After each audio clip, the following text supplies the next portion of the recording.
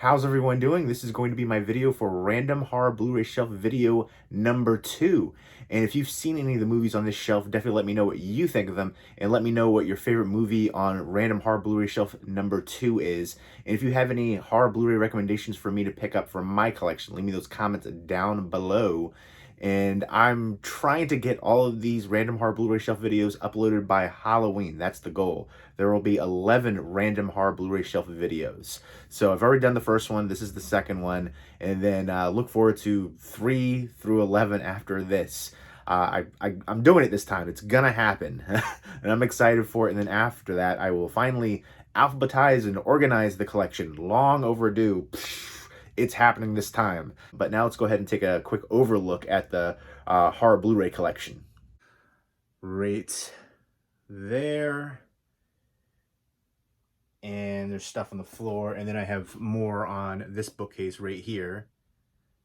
And then some different collector sets, limited edition Funko Pops. This horror Blu-ray collection is just standard Blu-rays, essentially. It doesn't have Arrow Video Blu-rays for the horror, or Criterion horror, or Steelbooks or Digibooks or things like that. Right now I have those separated in different sections. I've got the Criterion ones right there, Arrow Video, Digibooks, Steelbooks, and I've got stuff on the floor as always, which I have to go through and put on the shelf. So there's going to be an extra shelf right there. I have to go through stuff, but I do want to thin down the collection. I'm constantly having an ebb and flow, and going through the collection, thinning it out, because I don't want anything in my collection that I can't see myself rewatching again. If I don't see myself rewatching in the next couple of years, it's got to go. I got to make room. Space is at a premium. But I digress. Let's get back into it. Let's go ahead and check out Random Horror Blu-ray Shelf video number 2. Let's check it out. And here we go to Random Horror Blu-ray Shelf number 2. And starting it off is Killer Clowns from Outer Space, and I was able to get this signed up by the Chiodo brothers.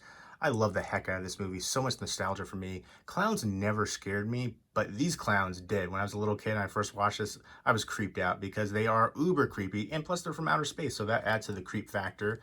Knock Your Block Off, the Cotton Candy Cocoon. I love it, all of it. It's just so cheesy, ridiculous, over the top.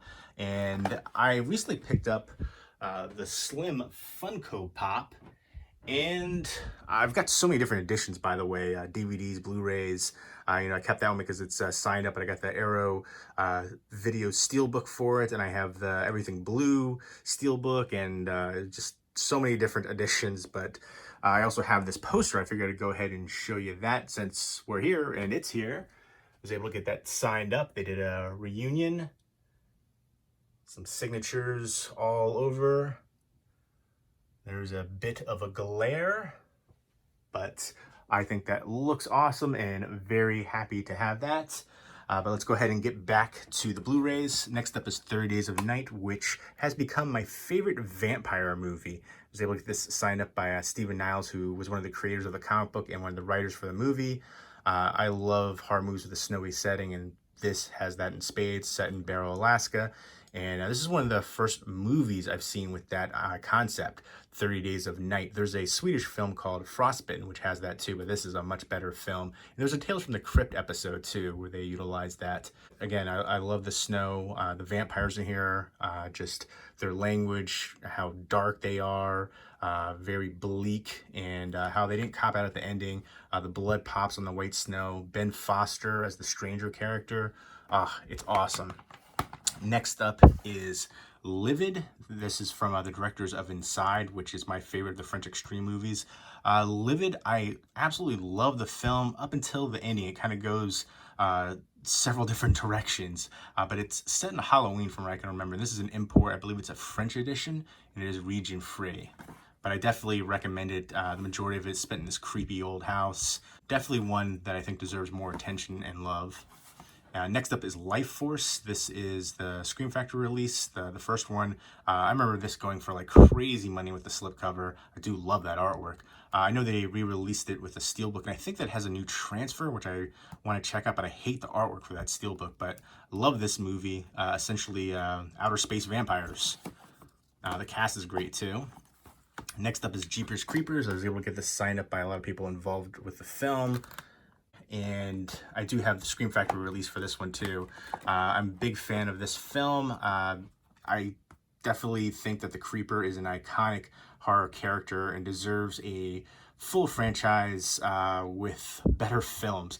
The first one is an American classic, modern horror classic. The second one was okay. It adds more to the backstory. The third one is terrible, and it should have just been called The Truck.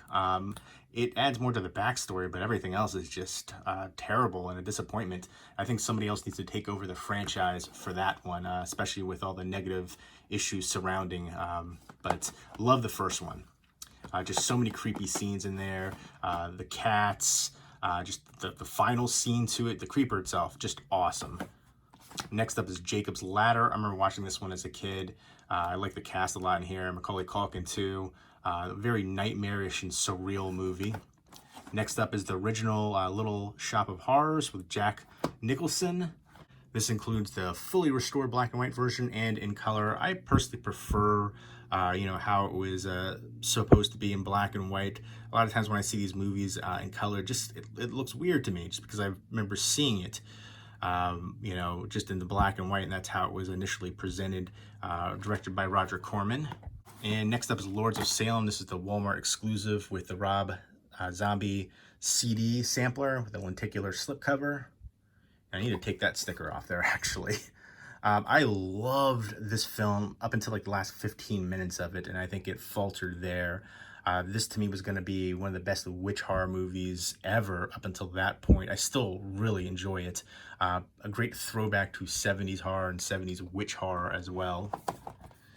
Next up is Sleepaway Camp. And that ending, that's just an unforgettable moment in horror history. And I was able to get this one signed up as well. There's Felissa Rose right there, front and center. So I like the new artwork for that too. And here is the old Sleepaway Camp Survival Kit DVD box set, which I was able to get signed up forever ago. And that has the Red Cross on there, which was recalled. But now back on to the Random Horror Blu-ray shelf, number 2. This is a great 80s slasher and an all-time classic slasher, in my opinion. I was able to get a chance to interview Felissa Rose for another movie, too, and she was so nice. One of the nicest celebrities I've had the opportunity to meet. When you have a celebrity that you like, that you've watched her movies and enjoy her acting, and for her to be nice as well and humble and great with fans, it's awesome. Next up is a remote control from Jeff Lieberman. He sold this on his website. This is the 25th anniversary edition, which he signed. Stars Kevin Dillon and Jennifer Tilly. I really would like to see him release more of his films on his site, especially Satan's Little Helper, which apparently had an unauthorized Blu-ray release. And I remember it was going in like Walmart for $5 bins, and then people bought them all up, and they were selling on eBay for like 50, 60 bucks. Crazy. And that was the TV edited version. That's the only version I've ever seen. So I'd love to see the unedited version of Satan's Little Helper, which I think is a really fun, underrated Halloween horror movie. Next up is The Relic, which I think this is out of print as well, with Penelope Ann Miller and Tom Sizemore. Good creature feature. Next up is Crush. I remember when I saw this, I remember thinking it was underrated and much better than I was expecting. Kind of like The Crush with Alicia Silverstone and Swim Fan and things like that, dealing with a girl who is obsessive. And I remember being pretty tense and well done. Next up is 2012 Zombie Apocalypse with Ving Rhames, who's been in a few zombie movies. And for a low-budget zombie movie, I thought this was pretty decent. Also has Taryn Manning. The original We Are What We Are, cannibal movie. And I actually liked the remake for that one too. A different concept for it, but also very well done. Next up is the double feature for When a Stranger Calls and Happy Birthday to Me from Mill Creek. And Mill Creek did a standalone release for Happy Birthday to Me, and I wish somebody would do a standalone release for When a Stranger Calls. I know there was a box set, I think, over in the UK, I think Second Sight, that released it. They did it for When a Stranger Calls and When a Stranger Calls Back. And I do like the remake from the mid-2000s. I know a lot of people didn't like it, but I thought it was decently enjoyable. And I like the lead actress in there a lot. And the original is obviously a classic. The calls coming from inside. That was one that it's been kind of like a cliche since then, and so overutilized, but very influential in that regard. Black Christmas actually did it first with the call originating from the house, but When a Stranger Calls did it with the babysitter, and that's something that we've seen so many times since in horror movies. And good actors across the board there too. Charles Durning and then Carol Kane being the leads. Next up is The Children, which I believe is a British horror movie, and I remember everybody was raving about this one, and when I saw it, I thought it was okay, but a little overhyped, and I remember thinking it reminded me of Pontypool, except Pontypool was so much better. But I do want to revisit this one. It has a snowy setting. It takes place on Christmas, so it's a Christmas horror as well. And I Know What You Did Last Summer. I remember Sarah Michelle Gellar. She was like my #2 celebrity crush. My very first one was Tiffany Amber Thiessen and Kelly Kapowski, which I used to have a big poster of her on my wall. And I had a poster of Buffy too. But yeah, I remember all of these kind of 90s horror movies with all the faces on the front cover. 90s wasn't my favorite era for horror. Some were kind of a little too cheesy and glossed over, but still enjoyable and some nostalgia for me. And I do like that one.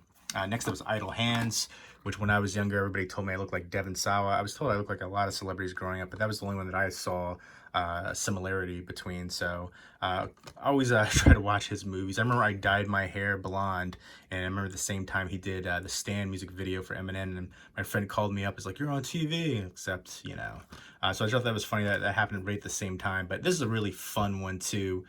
Good Halloween horror movie, and I like the cast a lot in here.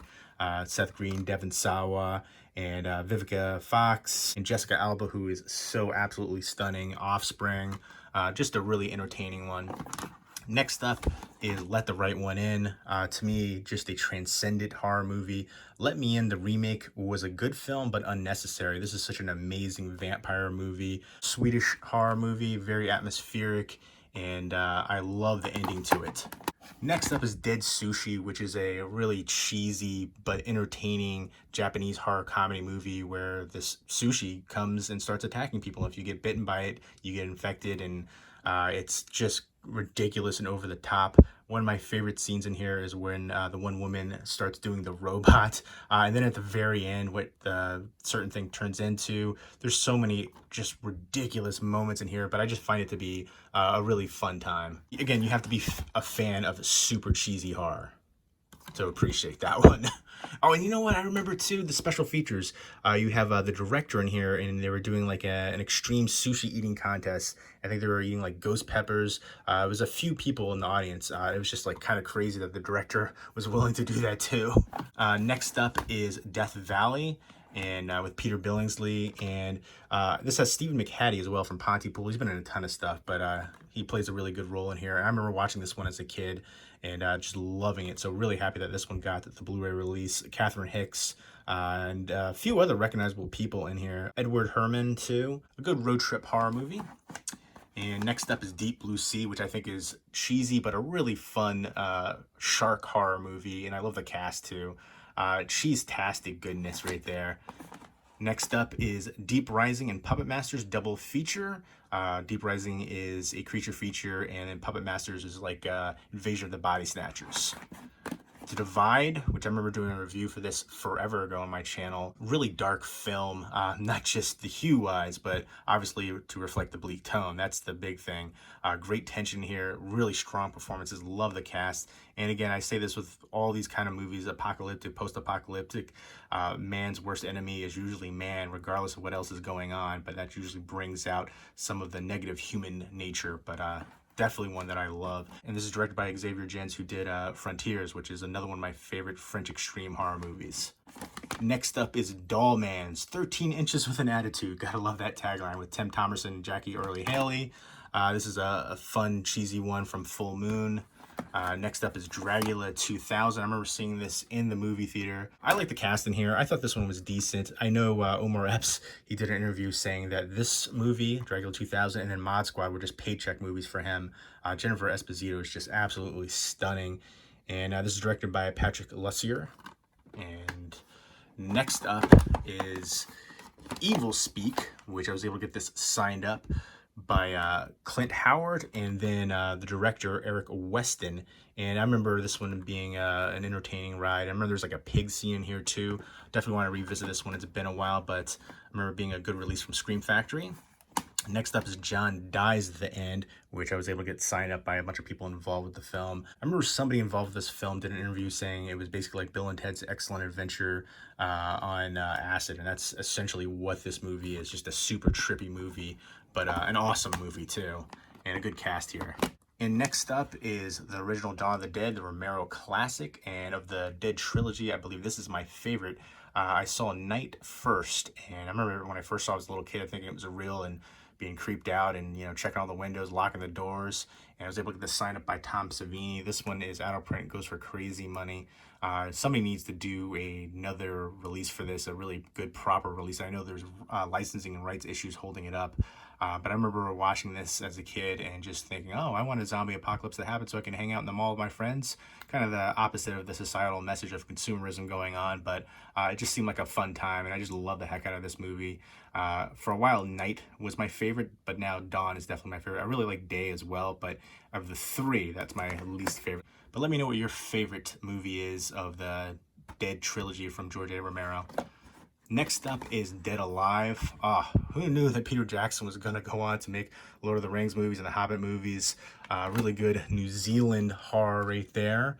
I'd love to see Bad Taste and Meet the Feebles get releases too. I know there's talks about 4K releases for all these films, and this is out of print too. It goes for crazy money. This is such a entertaining, crazy horror comedy movie. One of the bloodiest splatter-soaked films I've ever seen.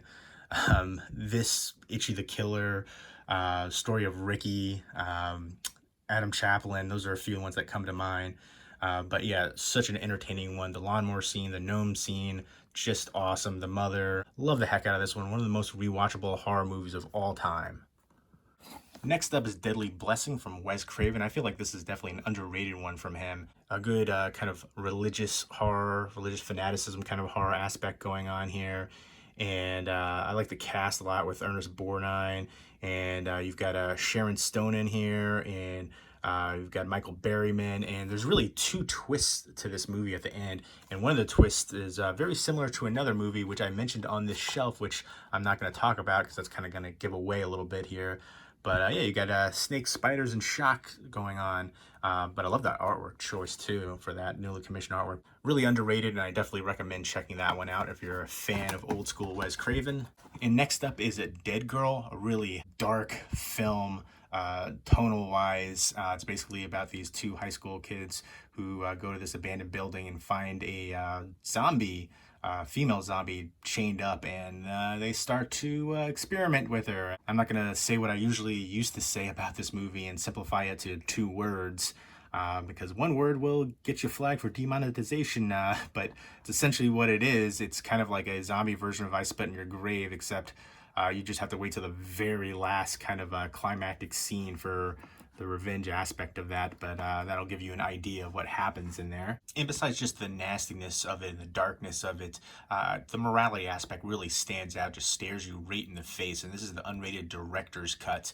But a really good film, just a darker theme. Next up is the Crazies remake, which I actually like more than the Romero original. And I know a lot of people don't agree with me on that one, but this one just has so much more tension, palpable tension all throughout, and the gore effects are amazing. I like the cast a lot here. Just super gritty and gory and awesome. Next up is Don't Breathe, and talk about awesome. Oh, that turkey baster scene, I'll never forget it. But basically, these kids break into this blind man's house, and they realize that they're in for way more than they bargained for. And this is directed by Fede Alvarez, who did the Evil Dead remake. And supposedly there's going to be a sequel for this one, and I'm kind of looking forward to that. But this one, to me, is amazing. And this has Dylan Minnette from 13 Reasons Why. Really good cast in here, too. I like the lead actress, Jane Levy. And then, of course, Stephen Lang, who plays the blind man in here. Just really great in that role. Standout performance from him. Super creeptastic. And I would definitely recommend the heck out of Don't Breathe. Next up is Dark Water, the remake with Jennifer Connelly. I remember this one being a decent remake, not necessarily great, but good atmosphere to it. And I remember watching a lot when I was younger. I love these hollow foil Blu-ray covers that they did early on. Jennifer Connelly has been in so many great movies. Let me know what your favorite Jennifer Connelly movie is. Phenomena is one of my all-time favorite movies, my favorite Argento movie, and she was in there when she was younger. Of course, Labyrinth, Requiem for a Dream is a classic. You know, she was in House of Sand and Fog, which doesn't have a Blu-ray release, but definitely deserves one. That was a good one. Very, you know, dark tonal movie there too. And next up is Violence in a Women's Prison from Severin. And I love the black cases that they have for their Blu-ray releases. And this stars Laura Gemser. And she also stars in Emmanuel and the Last Cannibals. This is kind of like a softcore cannibal movie, essentially. It's kind of a mixture of those genres, but a really nice release for this one. And Laura Gemser is absolutely friggin' stunning. And then Eaten Alive, another cannibal movie from Umberto Lenzi. Also from Severin, those three right there, all from Severin. Next up is Human Centipede, which is able to get signed up by Ashlyn Yenny, and then director Tom Six. Kind of hard to get his signature. I know she used to do conventions and stuff, and I actually had a chance to interview her a while back for another film. I think for this one, the concept is more sick and twisted and disturbing than the actual movie itself. Now, the second one is actually sick and disturbing and twisted and gross, but this one not quite as much. The third one I haven't seen yet. But I remember when Human Centipede first came out, like just the trailer when that came out, everybody was going crazy over it. And then Witchboard, which is able to get signed up by a few people involved with the film, directed by Kevin Tenney. And I remember this one being decent. I remember the cast in here too with Tawny Kitaen. But I remember, you know, liking it a lot more when I was younger than rewatching it a few years ago. And I feel like I should rewatch it again. Next up is Housebound, which is a New Zealand film. I definitely enjoyed the heck out of this one, and I think it's underrated, and I haven't really heard too many people talk about it, so definitely give that one a chance. Next up is Starry Eyes, which the lead actress in here was incredible. Alexandra Essoe, probably mispronouncing that, but she was just one of the best horror female lead roles I've seen in a long time. Just incredible, just mind-blowing. This whole movie is so trippy and bizarre and surreal and nightmarish and just haunting. She's an actress and she lands this new job, and it turns out that it's going to be a very transformative role in more ways than one. I would definitely recommend the heck out of this one. Next up is Late Phases, Night of the Lone Wolf, with Nick Demisi and Ethan Embry, a good werewolf movie. Next up is Dead Snow, which is, to me, a horror classic now. A great zombie film.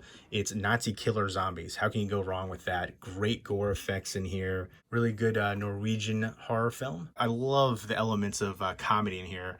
Comedy, the gore, just such a fun ride. Next up is Dreamcatcher. This one gets a lot of hate for it, but I really enjoyed the heck out of it. Another Stephen King adapted movie. Let me know what you think is the most underrated Stephen King adapted movie. Two that come to mind are Night Flyer and then Storm of the Century. Both I think are really underrated and need a Blu-ray release too. I like the cast in here. And next up is Mr. Brooks, another one that I feel is underrated, and Kevin Costner was awesome in this kind of darker role. I love the ending to it too. And Dane Cook, I actually prefer him as an actor over a comedian, but I definitely like what happened to his character in this one. I also have Demi Moore and then William Hurt. And next up is Magic with Anthony Hopkins and Burgess Meredith and Anne Margaret. Any kind of doll like that, a ventriloquist doll, it just creeped me out. I remember watching that when I was younger. Next up is a Zombie A-Hole, which is a low-budget zombie movie with some good entertaining moments. This is the director's cut, and I was able to get this signed up by the director, Dustin Wade Mills. Next up is the Mother's Day remake, which I was able to get this signed up by a few people involved with the film, including the director Darren Lynn Bozeman and then Brianna Evigan. I thought Rebecca De Mornay was really good. A very different take than the original one, the Troma one with the old woman and the two redneck brothers and in the house in the middle of the woods. This one is more palpable, I would say. Definitely good tension. Some good gore in there too. Next up is the original My Bloody Valentine Special Edition. I believe this is going to get the collector's edition treatment from Scream Factory coming out. This is one of the all-time greatest slasher movies. Harry Warden, the Miner, deserved a whole franchise. Very disappointing that we didn't get more My Bloody Valentine movies. And one of the best Canadian horror movies, Canadian slasher movies out there too. Let me know what your favorite Canadian horror movie is. There's a bunch out there, especially with Cronenberg. But the remake I thought was a lot of fun too. But I always wanted there to be more in this franchise, and hopefully maybe that could still be a thing that could, you know, make some more. Come on, somebody, listen. Oh, and speaking of which, there is the remake, which I was able to get signed up by Tom Atkins. Very unique signature.